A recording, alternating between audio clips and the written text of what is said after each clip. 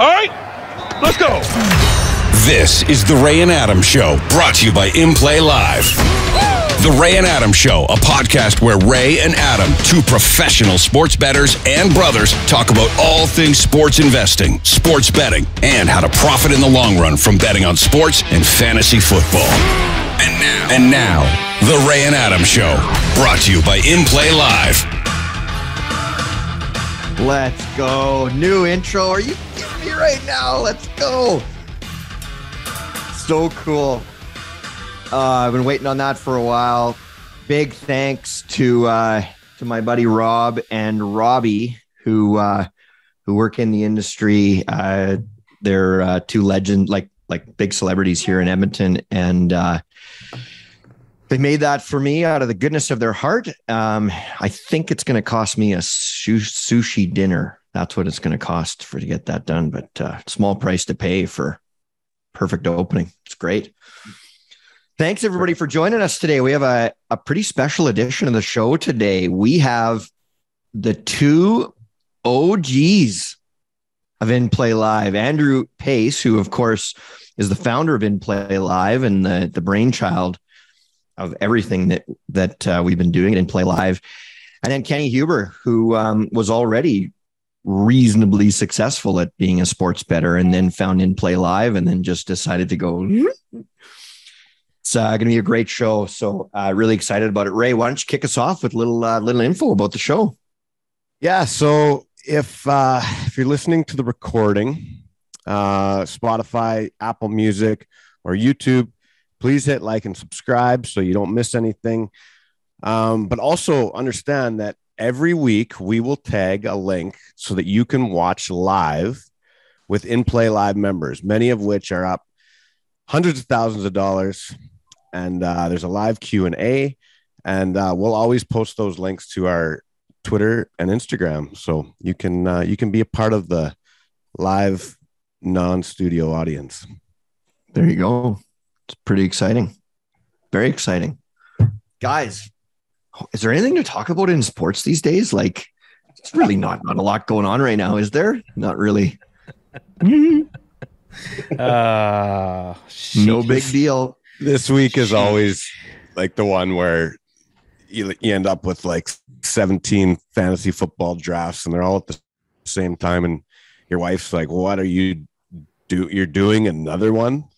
And just excitement every single day, waiting, checking your lineups and just like, when are we going to get started with this stuff? For somebody with ADD, this week is like, it's a double-edged sword for me. Like, I love that we're this close, but this is like Christmas Eve if Christmas Eve were 10 fucking days long. You know what? What's crazy is this time of year as a kid, I used to get unbelievable anxiety because the thought of summer ending and going back to school. Some kids loved back to school. And I've actually had this conversation with friends where they say back to school is one of their favorite times of the year, and they love back to school shopping. I remember being filled with this overwhelming stress if like a Zeller's TV ad came on in August saying like, go get your pencil crayons and all that shit. And now like the roles, like you feel people, because this is today's back to school, right? In a lot of places, you feel, all these people whose summers have just ended after the long weekend, and we're sitting here just like, football's back. Yeah, I hated back to school as a kid, but yeah, I definitely have a newfound appreciation for it with football and everything coming back. So even you don't know about these, Kenny, but the Zellers was this really, really high-end store in Canada for a number of years. You could buy all of your back to school supplies for dozens of dollars. It was a super high end place, but they used to have these points. They were called Club Z points.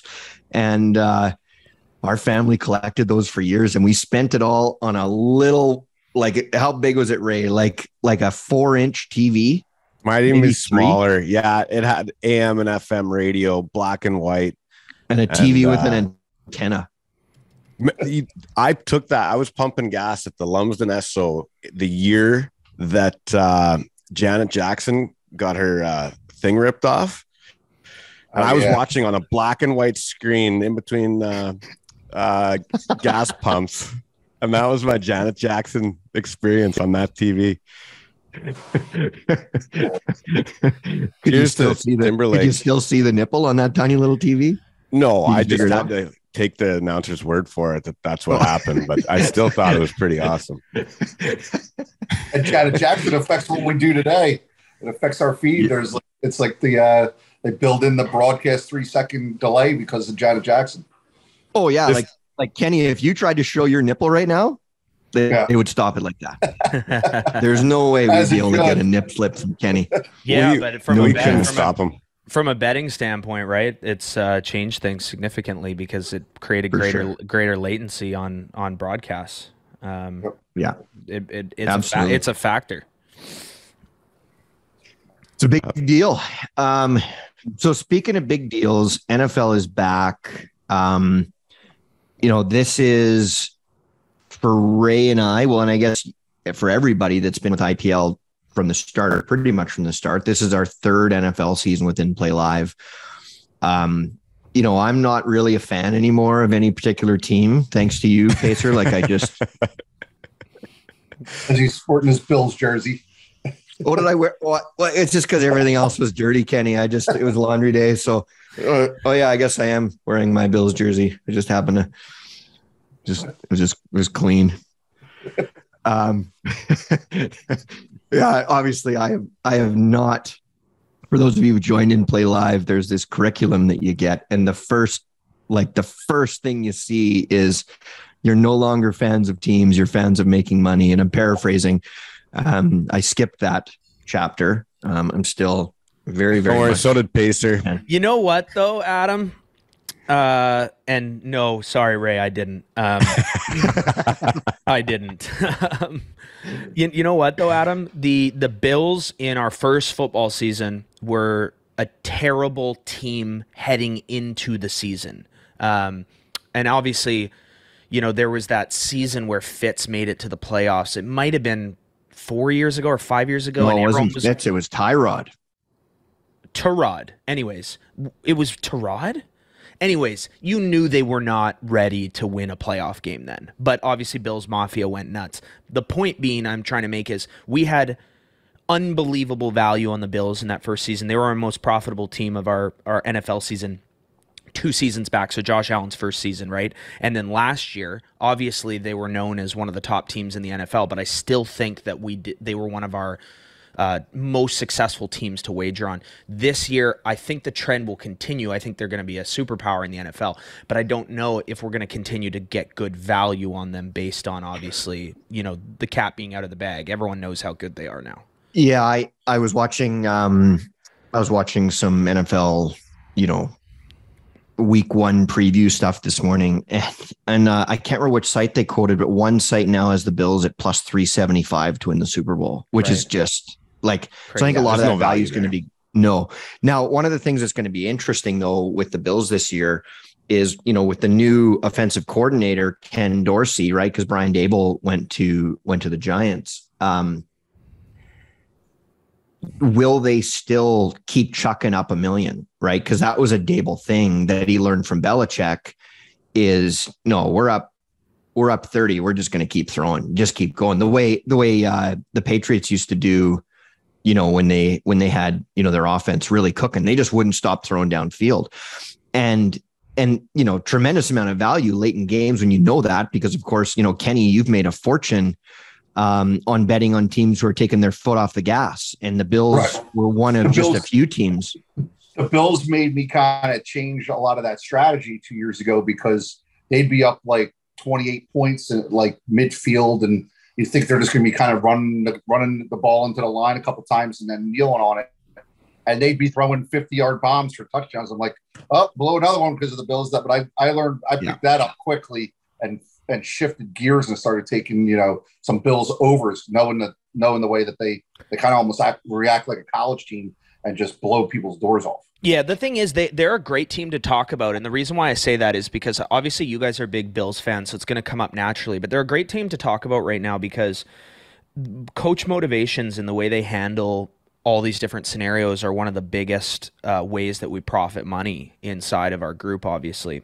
And the Bills are an outlier, and that's why we make so much money off of them. They're an outlier because of the way they handle the situations that they're in, unique to other teams. And I think Kenny and I got absolutely burned beyond reason last year when it was 4th and 1, and if they needed 1 yard, they would have kneeled out and ended the game. And Sean McDermott had Josh Allen throw a touchdown, and it cost us all a bunch of money. And it was that against the Pats? What game was that? Was that I can't remember, but the point is after that occurred, it changed everything for us, because we were like, let's go in the other direction, right, with these guys.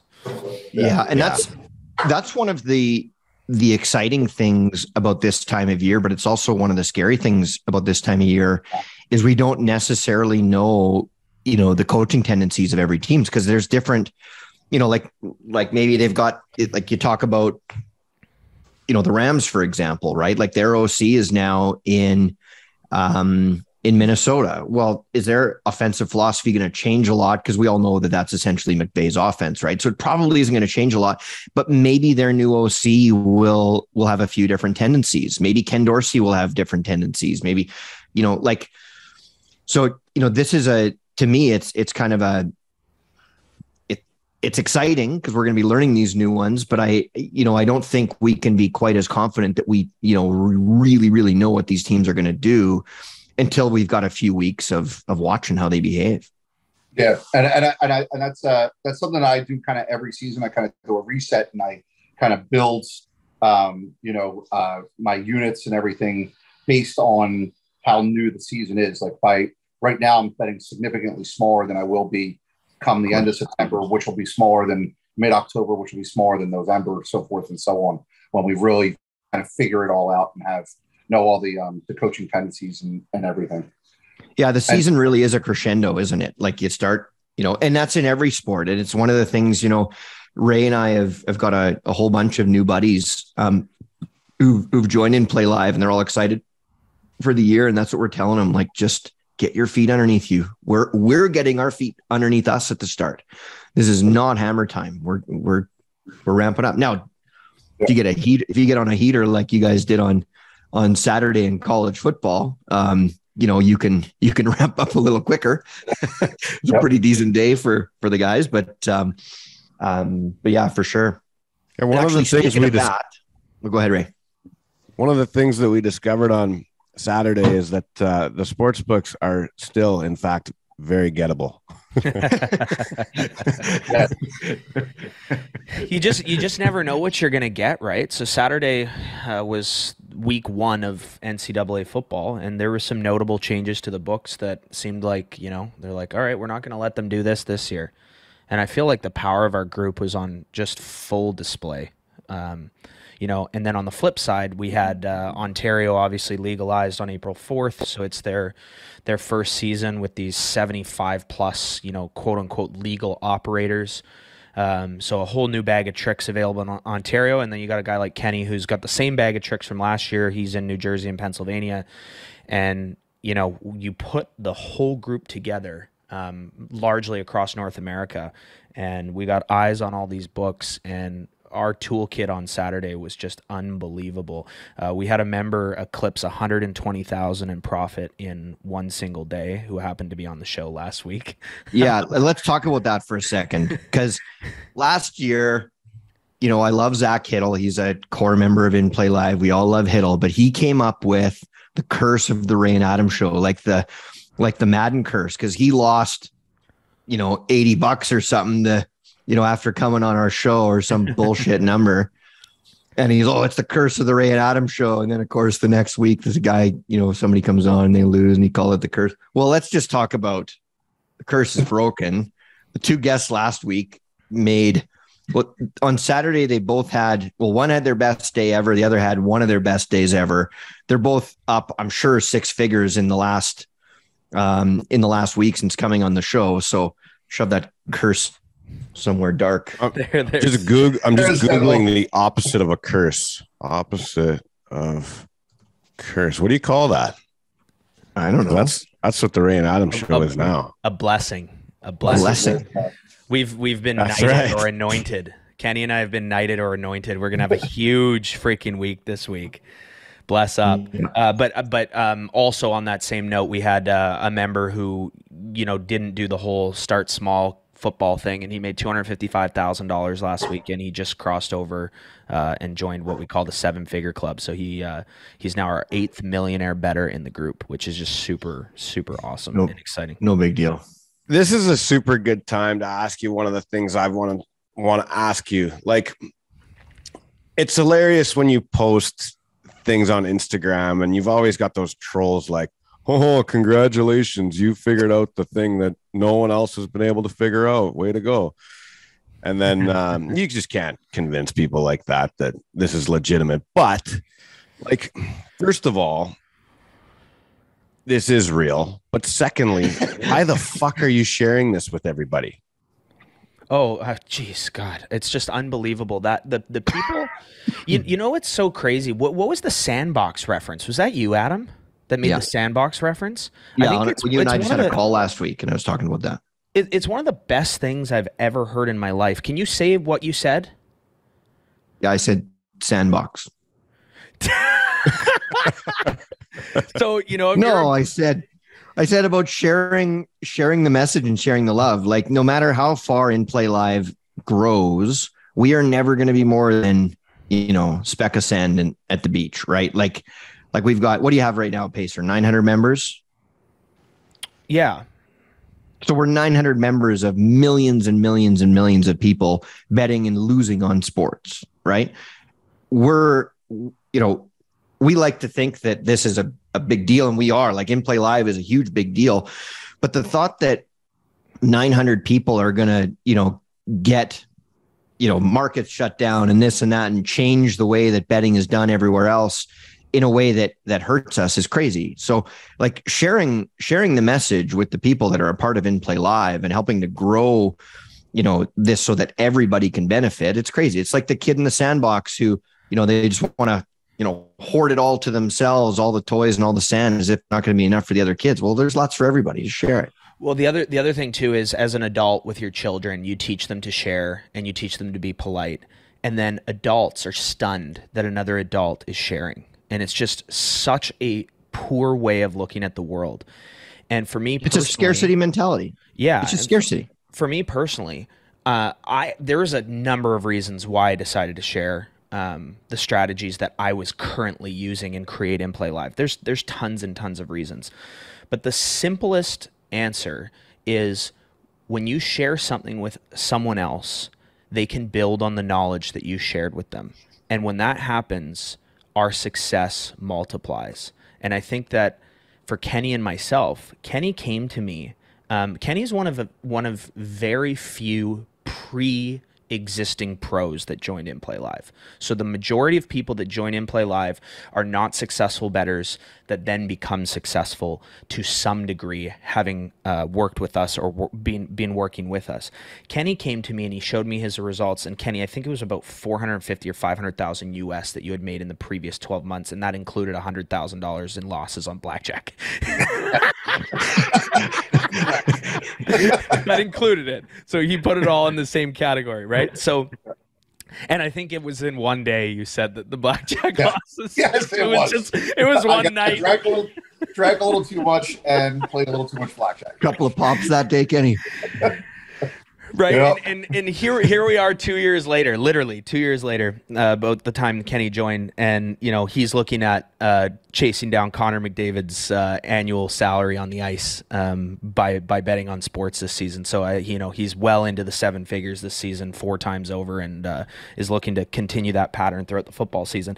And for myself, I mean, I was making mid-hundred, a little less than Kenny before inplayLIVE started. $300,000-$400,000 a year, boohoo. And now we're all kind of in the realm of this 7-figure, this sort of 7-figure per year plus range that we're in, and that's going to continue to grow. And that actually isn't because of Kenny and I; it's actually because of everyone else. So when you share knowledge with people, it multiplies, and we have seen that in spades. Kenny and I made more money, I think, on college basketball last year than we did any other sport in the shortest period of time. And we didn't bet on college basketball before inplayLIVE. And now here we are with the U.S. Open. The U.S. Open hasn't been this unbelievable moneymaker, but the group is really doing exceptionally well in tennis. And then, Saturday rolls around, college football's clicking, and then here we come with the NFL. I just look at our toolkit and I go, we're just too strong and too powerful to not succeed. And that isn't because of me.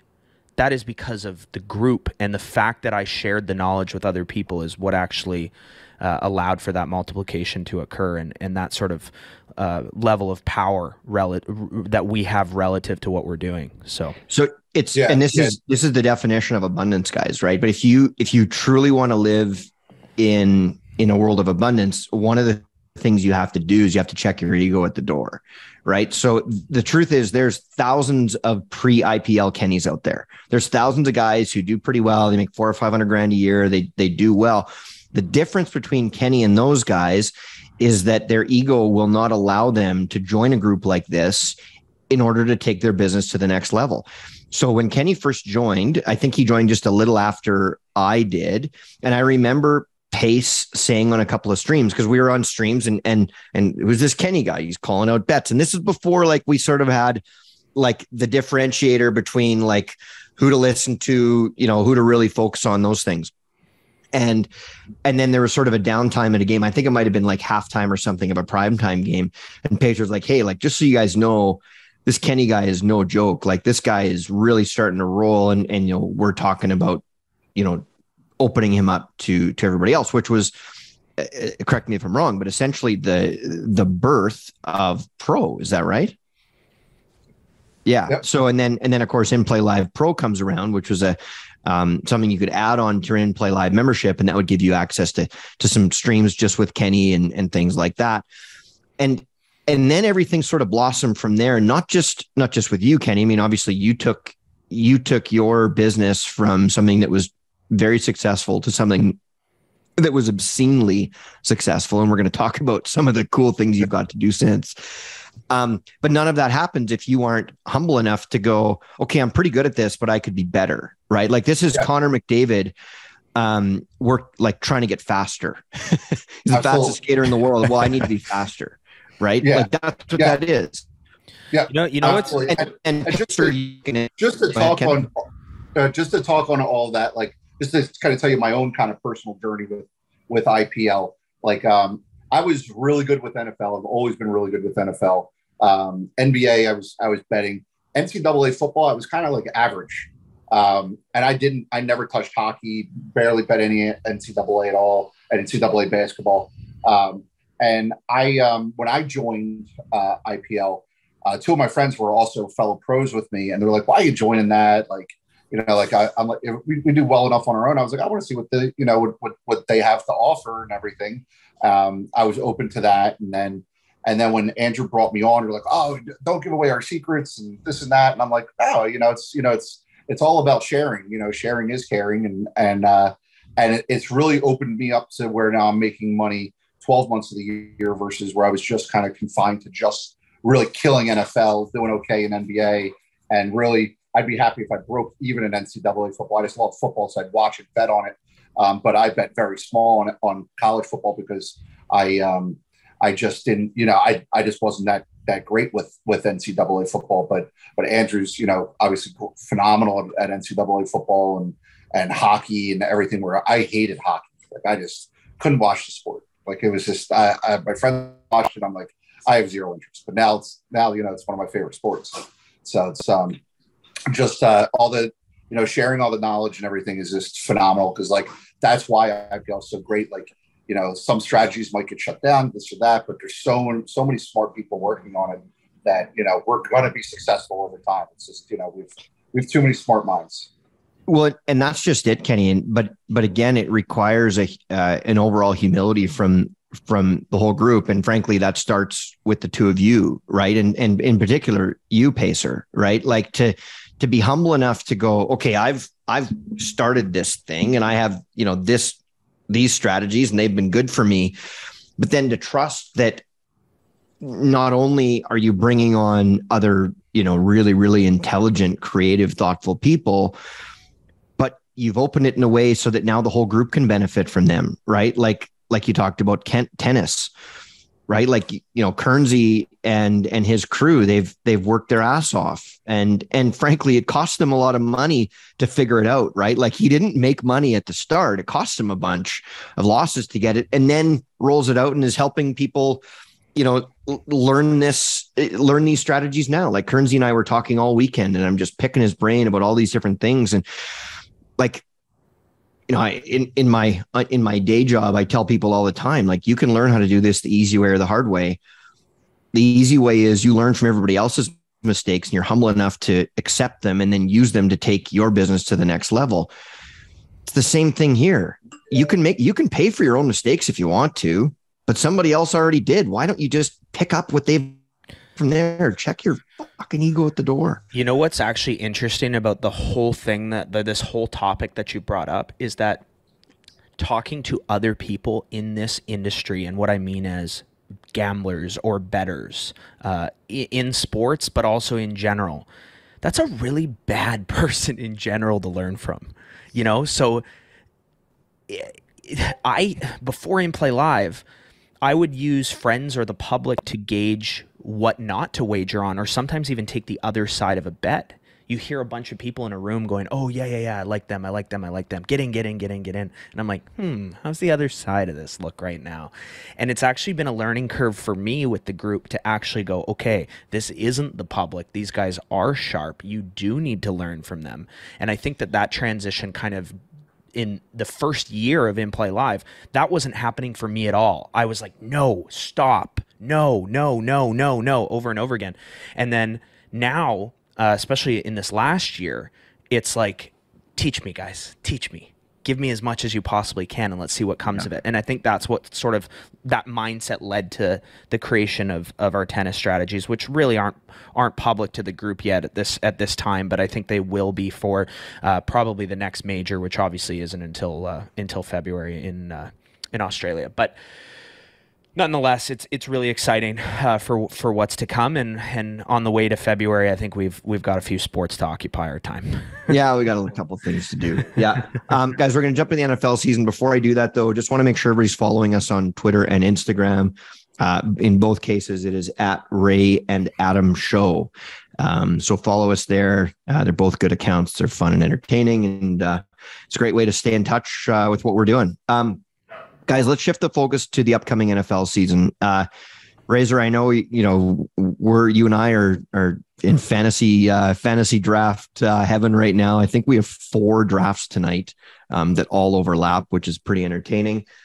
But it's a cake. Adam was like, "Oh, we got to move some of these drafts," and I was like, "Adam, do you have any experience working in a fast-paced environment?" And he's like, "What are you talking about?" I'm like, okay, we have multiple screens open every 3-4 nights a week, betting on different books, different screens, and you think it's going to be tough to do 4 fantasy football drafts in the same kind of time frame? Like, come on, man. You don't have to yell. I was just saying, like, it'd be cool if we could spread them out. Like, yeah, I could do it. Like I could climb a mountain if I wanted to. I'm not going to fucking do it though. Like we could just go for a walk in the park, have them split up, but it's okay. I'll do your way. Yeah. Yeah. And you're right. We can handle it. It would have been cool to have them spread out a little bit. What are you guys most excited about this year? I mean, we're going to talk about the Bills, Rams and some of the things coming up on the opener, but like, have you guys thought about, some of the things you're excited about last year? I mean, Pacer, I think you made a bet last year, something about the Bengals winning a division or something. I think you mentioned it once last year after you made the bet. Yeah. So we had a season long. Pacer talked about it every stream on the hour, or every hour on the hour. Be like, the Ravens. The Toronto Blue Jays are 3-0. The Toronto Blue Jays are only 3 games back of a wild card, which is good for our Bengals to win the division bet. Like everything came back to the Bengals winning the division. He didn't even realize it was funny until Because I was being serious. I know I'm you like, were. guys, the Ravens just went 3-0. Shitty for our bet, but good for the Bengals to win the division. And I wasn't making a joke.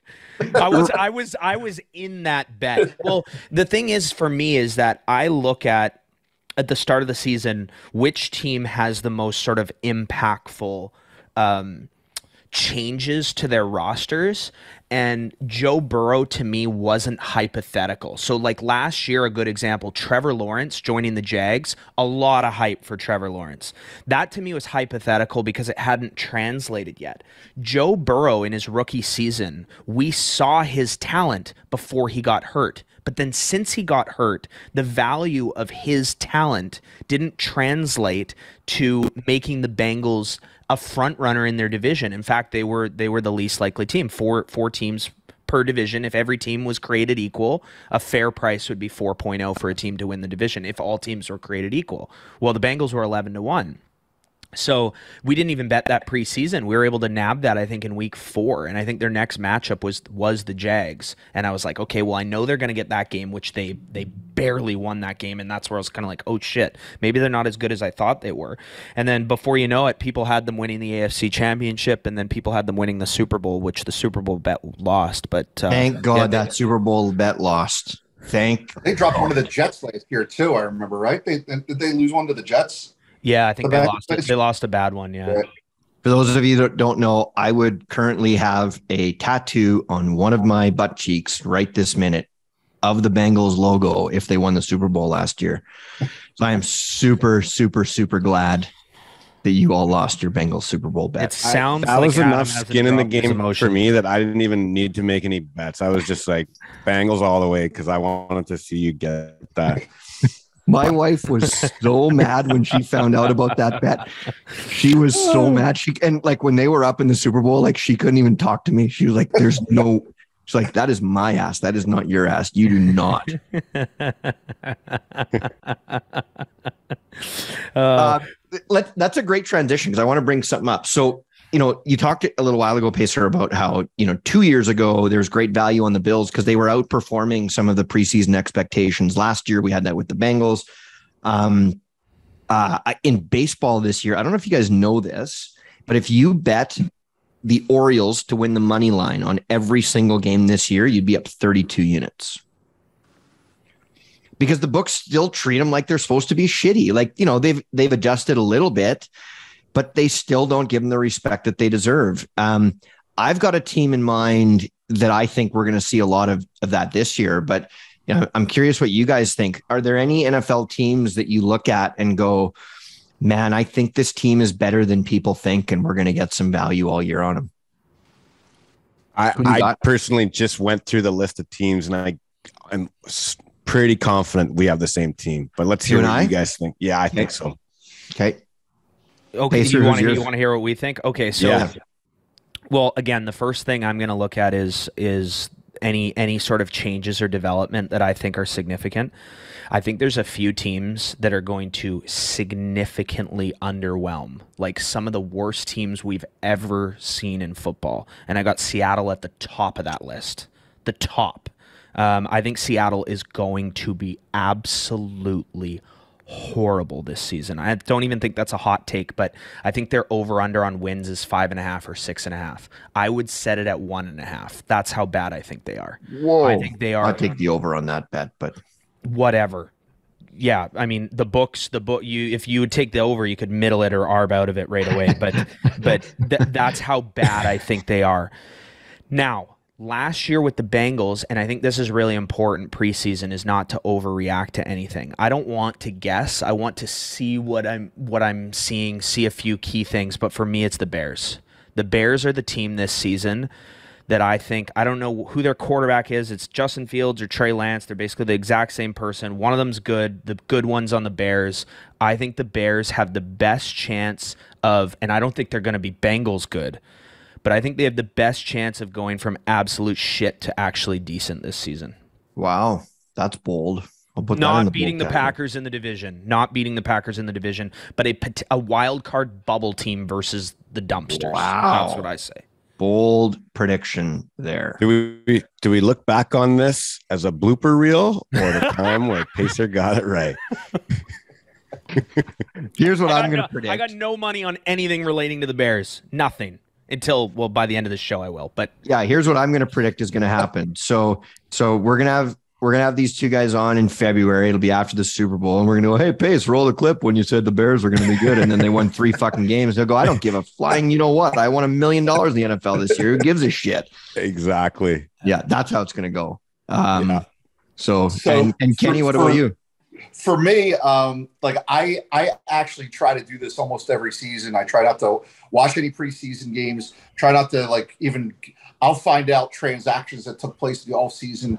Week 1, I'll be like, oh, he's the new head coach of this team. He's the new running back for this team. I try to go in with no preconceived notions and let my eyes do all the work for me the first couple weeks. And then I start getting a feel for the teams, feel for the coaching status. And that's when I really start honing in on who I like and who I think is going to be good and this and that. I try not to do any homework over the summertime or for preparation that way. I do my preparation a whole different way, getting my accounts and everything in order, ready to bet. But I don't do any kind of research or anything.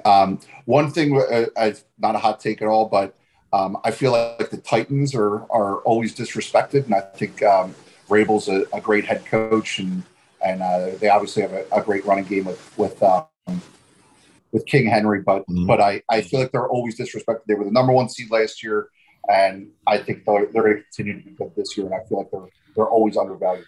You know what? That's a good example because gun to my head, the Giants play the Titans on Sunday. In the middle slate of games, the Giants play the Titans. The Titans are at home and they're 5.5 point favorites to the Giants. Who the fuck is betting the Giants plus 5.5 in that game? Well, I'm not even saying to bet the Titans. That brings me to my breakout team of the year. Seriously? Yeah. Is that yours? No, that's my number 2, but go ahead. Why do you like the Giants? Well, simply because Brian Daboll has gone there. Now, I don't think the Giants are going to be a force by any means, but I think they are going to take a step forward. And then in the next 2 to 3 years, we'll be competing for that division. Because but I do. Really bold.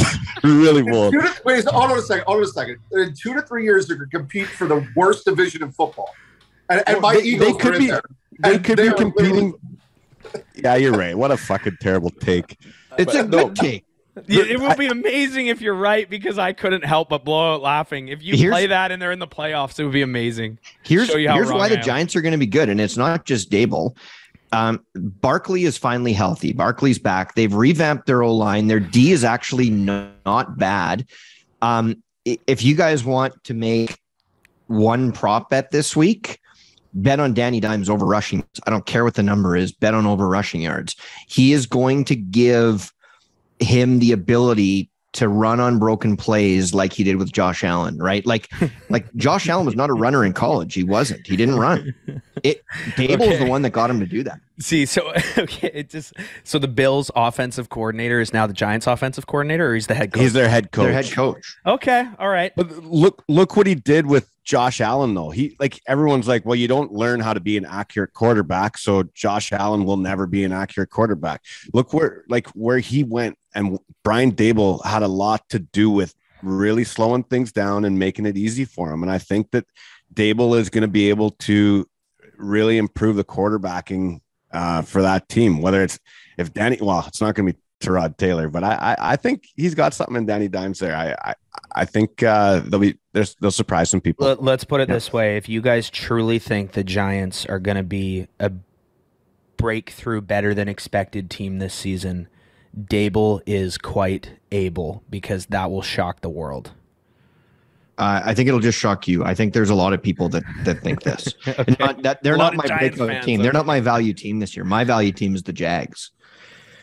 And here's why. So, like last year, obviously it was an absolute disaster with Urban Meyer, like an absolute disaster. You know, they used their second first round pick or first pick in the second round or whatever it was on Travis Etienne, didn't play it down.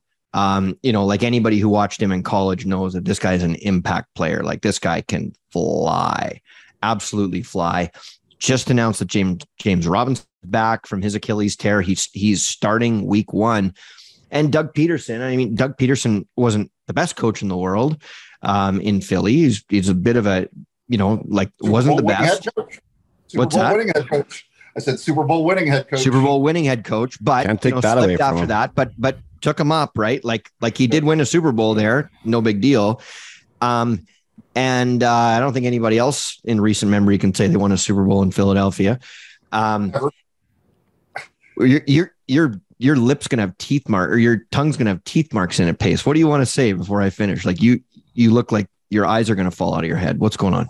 Doug Peterson is one of the biggest fucking idiots the NFL has ever seen. And won a Super Bowl. Yes, can't take that away from him. The only coach to win a Super Bowl in Philly. Yeah, you can't take that away from him. So I do think that they are going to surprise some people this year. Like, are they going to make the playoffs? No. Could they win 8 or 9 games this year? Absolutely, they could.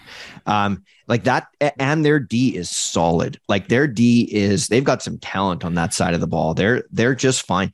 I think that there's going to be great value on the Jags all year. And I was a guy who thought Trevor Lawrence, like I loved him as a freshman. And then every year after that in college, I was like, I don't think he's getting better. I think he's regressing. Like I didn't see a lot of improvement from his freshman year. Watch what he did in the offseason. I watched some of what he did in the preseason. He looks like the guy again. He's got some swagger. He looks great. I think the Jags are going to be a problem. And you know what? I laughed at what they paid for Christian Kirk, right? Like they paid Christian Kirk, like, I don't know what it was, like $20 million a year for 4 years or some insane number. But the other thing is, you think they're not going to use him if they're paying him that much, right? Like they are going to be feeding him the ball, especially because they shipped out Chenault and a couple other guys. Like, they don't. Kirk's going to eat this year. So I think Etienne is going to be a beast through the air. What's that? And their D is really solid. The Jags D is a solid defense. Absolutely. And they had a test last year, right? Like I don't know if you guys all remember, but one of the biggest upsets in NFL history in the regular season. Well, the Bills. Yeah, that was a good day. But the Bills were, like they were really reeling at that point. They didn't have it together, and they lost 6-3 to the Jags. Like, are you kidding me? And then, but in week 18, which was the last week of the year, all the Colts have to do is beat the lowly Jags to get in the playoffs, and they didn't. The Jags won, knocking them out of the playoffs, right? You think that didn't carry over to this year? That was their Super Bowl, right? Like they knocked their biggest division rival out of the playoffs. Telling you, I think there's going to be great value on the Jags all year. You know what though, Adam? If you actually go through, you look at the offseason, the potential, the Trevor Lawrence story does fit in a certain capacity, a similar storyline to that of the Bengals last year. But I think more importantly than the Jaguars being, a potential breakthrough team is actually the division that they're playing in, right? They've got Houston, Tennessee, and Indianapolis. I think Indianapolis is going to be absolutely terrible this season. Tennessee is a bit of a wild. They will. They still got a good old line. Frank Reich's a top. It's Matt Ryan for me. It's Matt Ryan. I don't think he's nearly the quarterback that they think he could be or want them to be. And I hate to say this, but I would take Wentz over Ryan, and I would take Rivers over both of them, and that's been their last few years. So, and then Houston, I think, is the ultimate dumpster fire of a football team. But I guess what I'm getting at is Tennessee's a bit of a wild card. They had an incredible year 2 years ago. Last year, they regressed big time. The Jags are wide open to actually make some damage in that division. I don't like Doug Peterson, but it's not that I don't think he can win. I don't like some of his decisions that he makes. They're a little too Chip Kelly-ish for my liking, a little too Madden-y, if you were. So, and you look at other divisions, right? Like, you look at some of these divisions where you go, okay, this division's a superpower, or, these teams are all very, very strong, and you just can't say that about the AFC South. The AFC South is ripe for an upset. Hey, I would go as far as to say the Titans regressed last year. They were the number 1 seed. I would go as far, I said the Titans were the number 1 seed last year. What? The Titans weren't they the AFC number 1 seed last year? Yes. Okay. What am I thinking? I don't know. Well, I don't know. They were one and guys, done. Everybody listening at home that doesn't know inplayLIVE, I need to say something. So the fact that I just listened to what I listened to from Pacer proves to me that you don't need to know a fucking thing about football to make $1 million betting on it. I know a lot about football. You just said that you'd rather have Carson Wentz than Matt Ryan. My head, I hope it's still attached to my body because it almost flew off. I almost just lost my mind. Yeah. You think he's a huge? I don't think Ryan's right, an upgrade on Wentz. I think they're both pretty shitty at this stage of their careers. I agree with you. Yeah, I just think that the one thing that Ryan can do is, and I'm joking, of course, like everybody, like anybody who knows Pacer knows he knows lots about this stuff. This is just, buddies yipping at each other. Titans were the 1 seed? They were the 1 seed, yeah. In the AFC? So, they were one and done. AFC, they lost their first home game. They had a bye. They lost to Cincy. Do I have the seasons mixed up? Yeah. The year. Oh, okay, no. Okay. They beat the Patriots. And we're talking about last year, like Tom one Brady before this one. They beat the Patriots with Tom Brady. It was the year the Bucs won the Super Bowl that they regressed. So last year they were the 1 seed. Okay, I'll glug for that. I'm wrong, but in my mind I remember the Titans underwhelming. That would have been the season after they beat the Patriots in the wild card round. So 2 seasons ago they underwhelmed, and then last season they were the 1 seed and then underwhelmed in the playoffs. Okay, I'll glug. Okay, plug. Anywho, hey, I'm just looking at these lines here. Why are the Dolphins 3.5 point favorites over the Patriots? Does that make any sense? That's by the way, you guys, the Dolphins are my fade team this year, and I'll tell you why. A, they're the Dolphins, but B, here's why they're my fade team. So I watched this with the Bills forever, right? The Bills had a broken culture at the top. They had a terrible owner. Culture was broken. No matter what they did, they'd make huge free agent signings in the offseason. The Bills won the offseason. They got Mario Williams, or they got this, or they got that. And then every year they would just dramatically underperform their expectations because their culture was broken. You can't win. It's the same thing in Cleveland, right? No matter who Cleveland signs, they're always going to be shitty because they're just broken at the top. And the Dolphins have arguably the worst ownership group in the NFL right now. Like they're on, well, Houston maybe. Like they're terrible. They're an absolute joke at the top, and they're always going to be. Teams that are broken at the top are broken on the field. I don't care who the hell they sign. They're going to be shitty. They're going to start out, they're going to lose a few games, and then they'll rally late in the year, and everybody will think, oh man, if they wouldn't have started 1-6, they'd have made the playoffs. Yeah, well, Well, and the way they did Flores too was bullshit. Like they asking him to lose last year, and then he almost won out the season. Did he not? Like, yeah, they went on a crazy run. Yeah, a bad culture story. I agree with itself. You agree with the Dolphins being favored over the Pats because the one team that the Dolphins have always kind of outperformed against is New England. Like even in New England's heyday, the one team that would just find a way to beat New England at least once a year, it was the Dolphins. They'd always just find a way, whether it was, some last minute gimmick play like that one, like they just always found a way. So yeah, because they brought the Wildcat. The Wildcat, I think, was the first time they ever unleashed that against the first time ever. And they Ronnie Brown. Ronnie Brown. What is this? Yes. Ronnie Brown. Yep. Probably the most picked up fantasy waiver wire guy in fantasy football history. Speaking of the Wildcat, so the at that time the Bet US is an offshore book. They were so weak on their lines, and they did there was no shot clock or anything back then. And I would get radio broadcasts from the Dolphins games, and if I heard them say, and they're bringing out the Wildcat package, you could bet on whether the next play was a passer or a run. And every time I clicked the button, I could bet $500. So if I heard the Wildcat offense is coming out, I'd be like, run. I'd click that button so many times.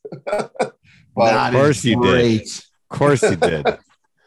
Oh, that's because on so TV good. They're showing everything, but on the radios they have to be so specific to what's going on in the field. They're like, and they're bringing out the Wildcat offense. What a beauty! But, guys, let's throw a couple picks out here for week one. I've got a couple for a couple things for people to consider for the season opener, Bills Rams. Do you guys have anything you like for week one you want to call out? Well, I mean, we don't bet a lot of pregame, but yeah. I've got a couple things. Yep. Okay, go for it. Oh, you want me to start? Okay, well, I'm just gonna show you guys what I do for my teasers.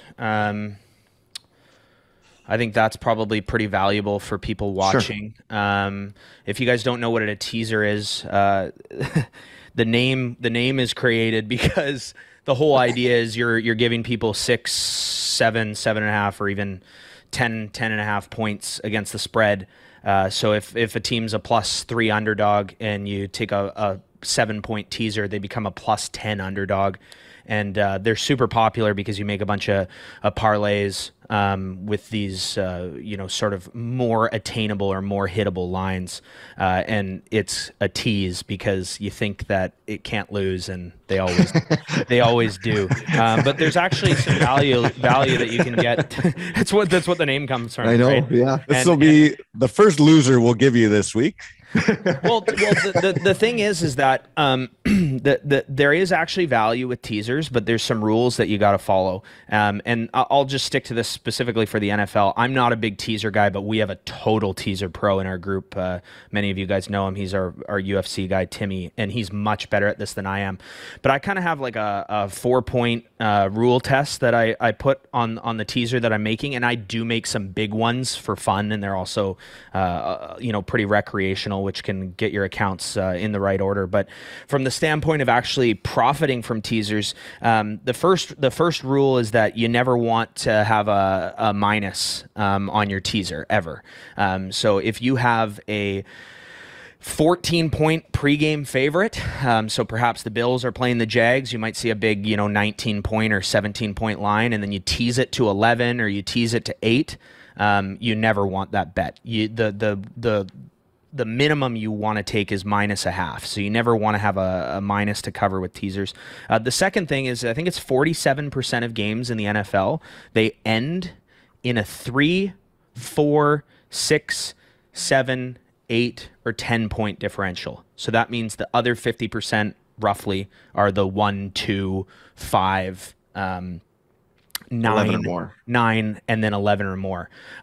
So you want to really factor in those numbers and this is spread betting as a whole. And that's why I kind of was saying, why would anyone bet the Giants +5.5? That -5.5 is a key number for covering a minus, winning by 6, 7. You get the 6, 7, 8, and 10 of those, provided that they do win, and then you miss the 3 and 4 on that wager.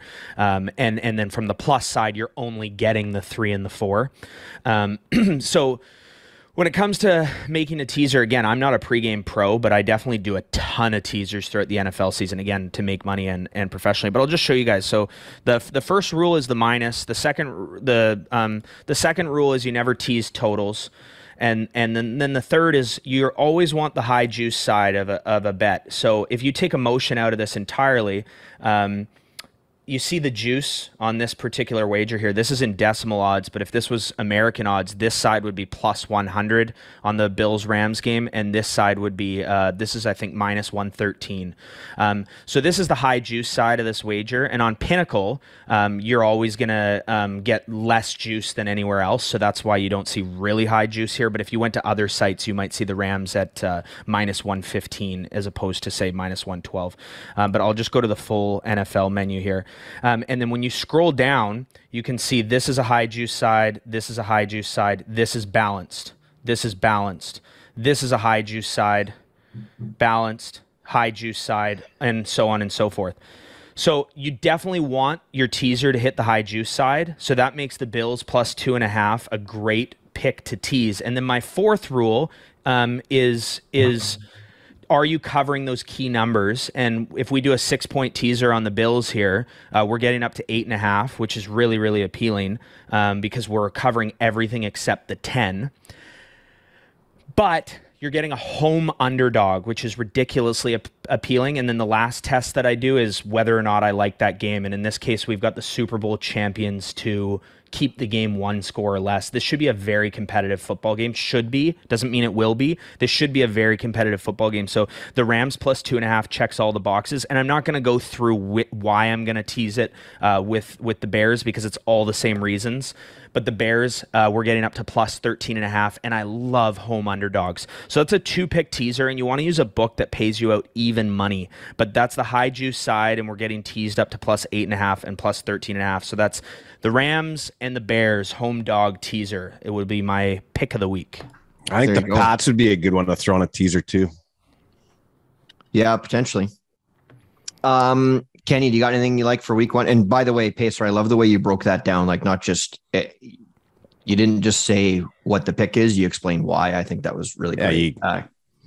Sure, that can help you through the whole season, right? Yeah, totally, absolutely. So basically, it's basically on a game that Pacer already touched on with the Titans 5.5 home favorites. I do like them minus 5.5, but what I like more there would be them getting up big and then just sitting on the ball. And so I like the total there to go under. I saw 44 at some books in the Titans game. There you go. And you'll also like it under live, I'm assuming. What's that? And you'll also probably like that under live a little bit too, I'm assuming. Most likely. Yeah. We'll have to see how the game unfolds. So like if Titans go up like 14-0, then absolutely. But if we're like the Giants taking the lead, then I probably wouldn't be adding to anything. But that's just a pregame rec bet, very rec. Do not go heavy on that for any of the IPL members that tend to go really heavy on my picks. That's a total wreck. There you go. Wreck. Razor? I'm gonna go with the player prop Thursday night. Dawson Knox to score anytime TD. I just looked. I saw it at 3-1. You might be able to find that better, but he's ready to take a step forward this year, I think. I agree, big time. Also, his little brother just like dropped dead out of the blue.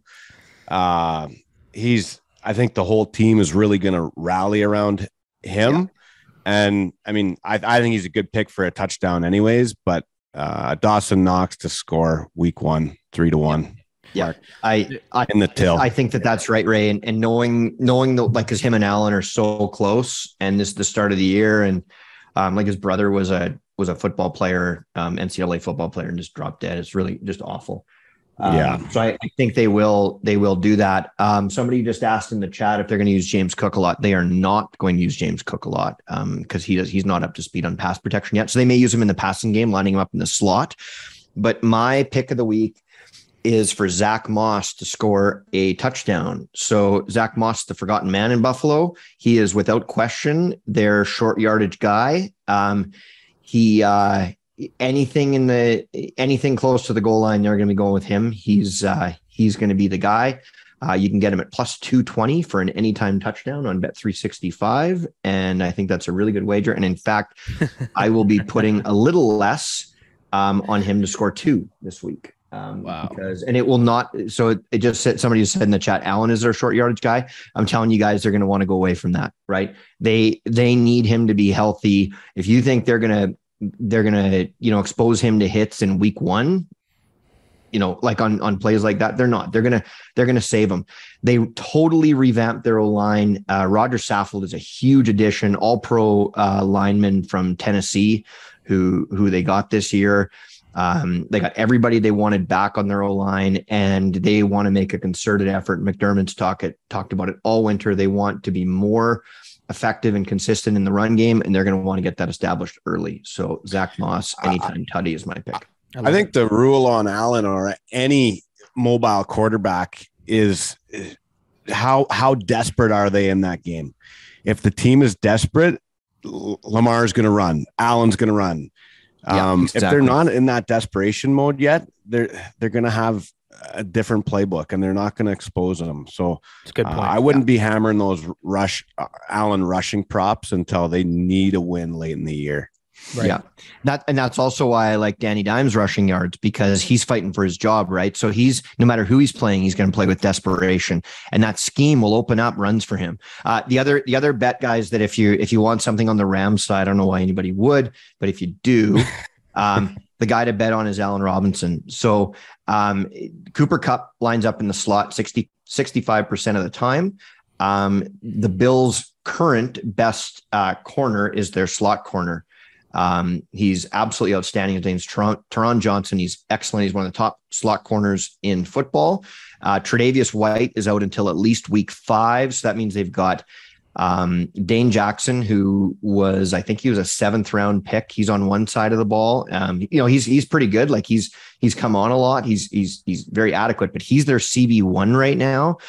And on the other side of the ball, they're either going with Elam, who's their 1st round pick, who had an okay camp, but not a great camp, or their 6th round pick, this kid named Benford, who apparently may have stolen that other job. Allen Robinson is younger than Cooper Kupp. Allen Robinson mailed it in last year in Chicago because they were dog shit. Allen Robinson, I'm not comparing him to Randy Moss, but remember how bad Randy Moss was the year before he went to the Patriots? It's because he didn't give a shit. Why would he play? Like, he's playing with nobody. It's not going to work. There is an Allen Robinson resurgence on the way, and the matchup for week 1 for him is extraordinary. So I don't think they're going to target Kupp quite as much. Van Jefferson is banged up. I don't know what kind of day he's going to have. I think it's going to be an Allen Robinson day. So that's an incredible breakdown, Adam. I love it. I think there's significant value there. And I think that in a game too, when you're looking at those kind of props, if let's say the Rams got up really early and they got up big, they know that the Bills can come back, so they're not going to take the foot off the gas. They have 100%. To keep throwing the ball. So yeah. And Allen Robinson, I don't think he's underrated, but I think he's underrated. I think he's an incredible wide receiver. He's got unbelievable hands. He's got that sort of Megatron presence where he can just go up and get any ball. He's a bit of a Hopkins type receiver with the great hands, ability to catch anything. So you know who he reminds me of? Pacer. He reminds me of Reggie Wayne. He looks like he runs routes like Reggie Wayne. He looks like Reggie Wayne. He's just an outstanding athlete. Yeah, he's just never had the quarterback, and now he's got the quarterback. Right. Yeah. So just to be clear, my call on Robinson would be over. I think it was 64 yards. That would be what I'd be. We got to start locking these in pre-show before we bump the number. Yeah, you pricks are going to move the line here. All you guys in the field. Anyway, guys, we should wrap it up here. We're at the top of the hour. Thanks so much for coming on, guys. This was a great show. And I hope, if you are not a part of inplayLIVE, I hope what you got out of this is, well, there's a bunch of things, but the first one is check your ego at the door, right? Like, if you look at the things that happened on this call. We talked about Kenny, who was already making $500,000 a year and then decided he could learn from others and joined. We talked about Pacer, who started this group to teach other people how to make money, and then created an environment where we could teach each other how to make money on that, including him, right? Like, Pacer is learning from people all the time in this group because he's enabled them to start to take their sports betting business to the next level, and he wants to benefit from it. The ribbing and the kibitzing, and like me teasing Pace, he doesn't know anything about football. Like, it's hilarious. Like it's one of the it's like one of the most obscene things you could ever say. The less you know, the better. Right. But we can have those chats, right? So here's the final closer for this. I don't care how much money you make betting on sports. I don't care what the number is. You will make more if you work with a group like this. No matter how much you've been making previously, you will make more than you've done this. And if you're willing to come here and be open and be a part of what we're doing, and by that I mean not just sit back and listen, but be actively engaged in what we're doing, you can take this thing to levels that haven't even occurred to you yet. So get on board. What's your excuse? That's it. What's your excuse? Pacer, play the closer. Let's go. You guys can join by going to inplaylive.com, click the quarterly membership, and enter code RAYADAM for $50 off per quarter so that you can join for the NFL season. It's going to be a great season. I asked all you guys on the live stream to show your support today. We are 150 strong in this thing. So thanks a lot, guys. And thanks for having me. Thanks, Kenny, as well. Yeah. One last thing before you hit it. Yeah. Thanks, Kenny. Thanks, Pacer. Thanks, Ray. You guys were all great. I was excellent. One last thing. You can find, if you're looking for instructions for what Pacer said, if you go on our Twitter page at Ray and Adam Show, the pinned tweet shows you the way to use that promo code and how to log in and how to get all that happen. This was a fun show, guys. Thanks so much. And can't wait to do it next week when hopefully we're celebrating a a Bills win, Robinson over, and 2 Zach Moss touchdowns. Before you go out real quick, just on the point of not really having to know that much about sports and everything, for if anybody wants to join, you really don't have to know anything. Like, to be honest, NCAA basketball last year, I couldn't name you a single player in the entire league of NCAA basketball, and I had a 7-figure February from NCAA basketball. So no big deal. You're really unreal. You don't need to know anything. Just listen to everybody. This was the Ray and Adam Show, brought to you by inplayLIVE. Sign up now for inplayLIVE by using the exclusive Ray and Adam link and promo code.